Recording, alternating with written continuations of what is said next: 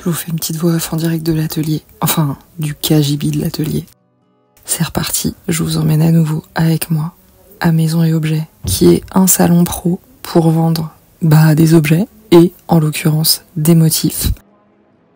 Pour les gens qui n'étaient pas là il y a 6 mois et qui n'ont donc pas assisté à l'explication de ce qu'est Maison et Objets, ce qu'est mon métier et compagnie, bienvenue déjà, merci de regarder cette vidéo. Et donc pour vous expliquer un peu, moi je suis à mon compte, je suis designer de motifs en freelance. Donc qu'est-ce que ça veut dire? Ça veut dire que je fais des dessins. Du coup, pendant les périodes de créa, je dessine des choses. Je commence toujours à la main sur du papier. Je dessine. Je passe tout ça sur Procreate ou Photoshop. Je fais des fichiers qui sont exploitables par des usines par exemple. Et ensuite, je vends ces motifs à des marques. Bon alors il faut savoir que notre métier c'est de faire des prints et de les raccorder correctement. Mais qu'est-ce qu'on a fait? On s'est trompé sur le stand de Mélanie qui est là. Et là on vient de se tromper sur le mien. Donc on va enlever ce truc parce que lui il va là. Et l'autre qui est là-bas, il va à sa place. Donc on recommence. Comment je vends ces motifs à des marques? Il y a plusieurs manières de faire. Il y a les salons comme Maison et Objets.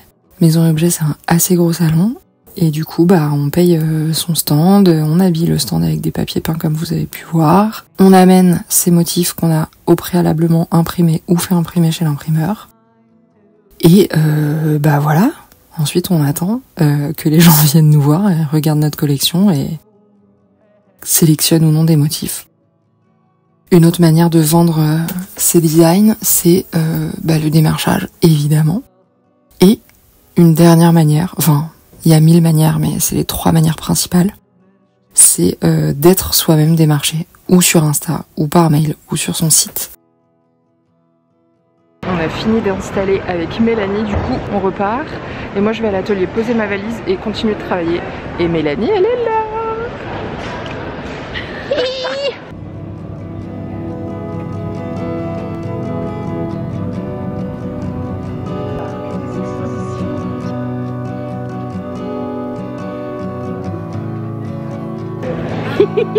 Il y a les copines qui se moquent de moi. C'est le 2e jour. J'ai pas filmé le 1er jour.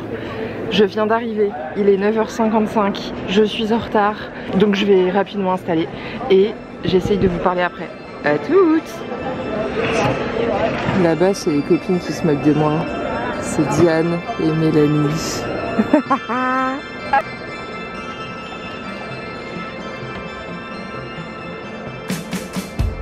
Mais en gros l'idée c'est qu'on communique pas mal sur Insta et comme ça les marques voient ce qu'on sait faire. Et si ça leur plaît, ils nous contactent et on fait un échange de mails. Ils vont voir notre portfolio en ligne et c'est parti. Et donc ensuite, s'il y a quelque chose qui leur plaît, on se dit que on se donne les conditions, tout ça, et nous on envoie en tant que pattern designer des fichiers numériques qui sont donc exploitables par les marques pour être développés par les fournisseurs sur des produits comme des vêtements, du linge de maison, du papier peint, de la papeterie ou tout autre support qui peut avoir un motif. Par exemple, moi j'aimerais trop bosser pour faire de l'habillage de sièges pour des trains. Je trouve ça trop cool. Donc vraiment ça peut être partout quoi. Et ensuite, voilà, c'est comme ça que ça se passe. Donc les marques après elles ont le fichier, on a établi les conditions entre nous de support, de nombre d'années d'exploitation, les droits d'auteur et compagnie. Et ils récupèrent le fichier et ils se débrouillent avec leur fournisseur. Voilà. En ce qui concerne ce qu'on met dans les collections, ça dépend vraiment de chacun, chacune et de nos sujets de prédilection. Moi par exemple, j'adore faire des fleurs, donc évidemment j'en ai beaucoup. Et ce que je dessine en dehors des fleurs, ça peut être du figuratif comme des animaux, des paysages, des fruits et légumes ou des engins en tout genre. Et il y a une autre catégorie qui peut être un peu les géométriques, les graphiques et abstraits. Et donc c'est comme ça qu'on les présente un peu sur la table. En gros, on fait des tas par catégorie, donc les fleurs, les animaux, les géométriques, et puis on met un peu au-dessus ceux qu'on aime bien ou ceux qu'on pense commerciaux. Et comme ça, on se dit que ça va peut-être taper dans l'œil de quelqu'un.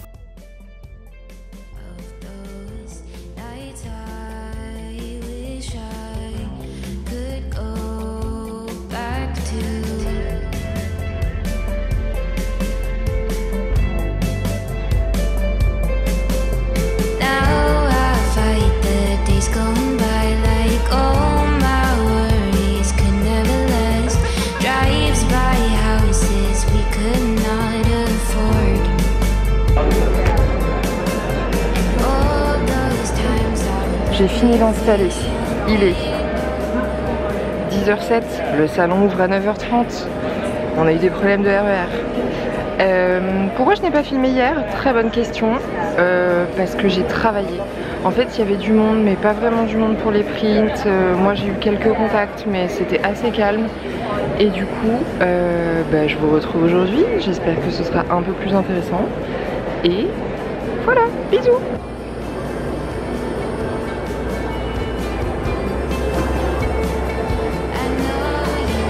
J'ai une bonne et une mauvaise nouvelle. La bonne nouvelle, j'ai fait une vente. La mauvaise nouvelle, je n'ai fait qu'une vente. C'était encore un peu calme aujourd'hui. Il y a eu du monde. J'ai fait une vente donc c'est super. Mais on aurait bien aimé un peu plus. Mais c'est comme ça. J'ai eu quand même plein de compliments donc c'était chouette. Et il y a Mélanie qui passe et qui se fout de moi évidemment. Et la seconde bonne nouvelle, c'est que ce soir il y a le pot. Donc là, on va prendre le petit apéro du deuxième jour. Et ensuite on rentre à la maison.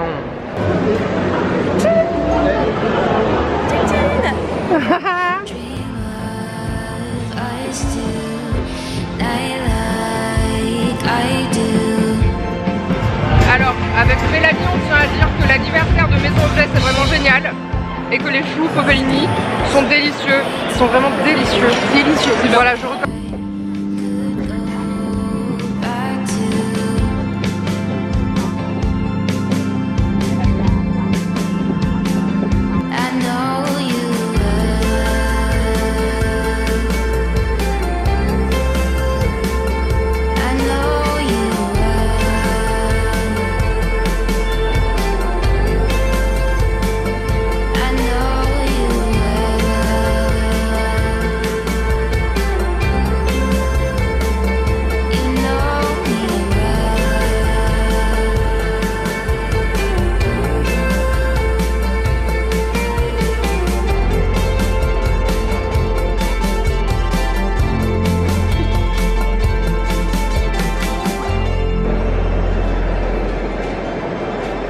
Bon, je vous retrouve une dernière fois. J'ai conscience que c'était une vidéo assez chaotique et pas forcément très riche en informations. Mais alors déjà, la lumière à Maison et Objets, c'est une catastrophe. Franchement, c'est très compliqué de faire des belles images. Et en plus, il y a un peu tout le temps du monde. Donc c'est un peu l'affiche de sortir le trépied et de discuter toute seule à une caméra. Mais bref, je voulais vous faire un petit débrief du salon. C'était très très calme. En fait, on le savait que l'édition de janvier, c'est plus calme que l'édition de septembre. Mais bon, on l'a constaté. C'était très calme. Donc ça, c'est une première chose.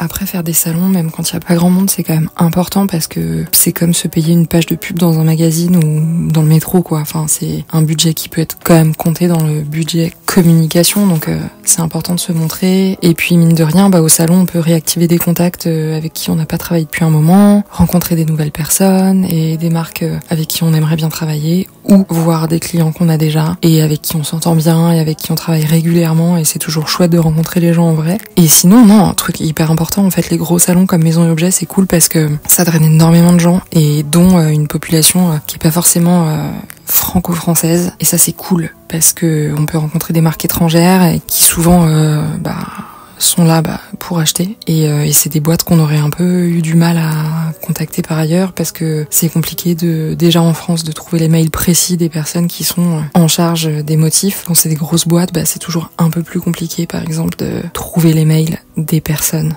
concernées. Résultat des courses, je serai à nouveau à Maison et Objets en septembre parce que ça avait bien marché pour moi la dernière fois. Là, c'est un peu moins fou parce que j'ai fait moins de ventes et que il y avait moins de monde, mais j'ai quand même eu des bons contacts et j'espère que ça va se concrétiser par la suite. Et puis voilà, c'est quand même toujours très cool aussi de voir nos copines, collègues qu'on voit mine de rien une fois par saison, donc 2 fois par an. Et puis voilà, je vais me remettre à dessiner pour compléter ma collecte et je vous retrouve très bientôt, j'imagine, pour un studio vlog. Bisous.